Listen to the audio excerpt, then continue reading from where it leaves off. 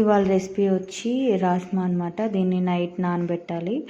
Morning ఒక 3 times అట్లా కడిగేసి కుక్కర్లో వేయాలి. కొంచెం ఉప్పు, కొంచెం కారం వేసి కుక్కర్లో వేయండి. 5 to 6 విజిల్స్ వచ్చేదాకా ఉంచండి. తర్వాత స్టవ్ మీద ఒక ప్యాన్ లాంటిది పెట్టి దాంట్లో 2 స్పూన్స్ అట్లా ఆయిల్ వేసుకొని కొంచెం వేడయ్యాక జీలకర్ర, ఆవాలు వేసుకొని కలుపుకోవాలి.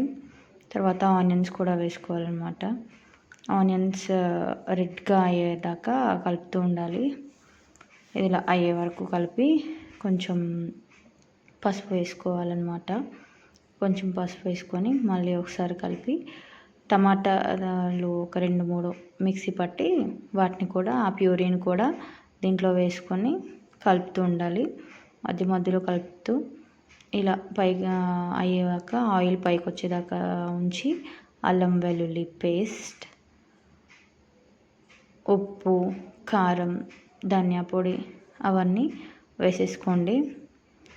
అవన్నీ వేసేసుకొని కలిపేయండి. ఇది ఏంటంటే చపాతీకి కానీ అన్నంకి కానీ చాలా బాగా ఉంటుందన్నమాట. సో ఇట్లా అన్నీ వేసేసుకొని ఒకసారి మొత్తం కలిపేసుకోండి. ఇలా మొత్తం కలిపేసుకున్నాక మళ్ళీ రాజ్మా ఉంటుంది కదా, మనం ఆల్రెడీ అది ఉడికే ఉంటుంది. రాజ్మా ఉడికాక అలాగే వాటర్ ఉంచేసేయండి. ఆ వాటర్తో వేస్తే ఏంటంటే చాలా బెనిఫిట్స్ వస్తాయన్నమాట. ఇలా ఆయిల్ అంతా పైకి వెళ్ళాక ఇప్పుడు మనం ఉడికించిన రాజ్మాని చూపిస్తున్నాం కదా, అలా ఉడికాక ఇంకా అదే వాటర్తో దాంట్లోకి వేసేయండి. దానికి ఉప్పు, కారం, మసాలా అవంతా పట్టాలి కాబట్టి ఈజీగా 10 to 15 minutes దాంట్లో ఉడకాలన్నమాట. So do subscribe my channel Prashanti Reddy vlogs. Like and share. మీరు షేర్ చేస్తే ఇంకా నాకు లైక్స్ అండ్ సబ్స్క్రైబర్స్ వచ్చే అవకాశం ఉంటుంది కాబట్టి.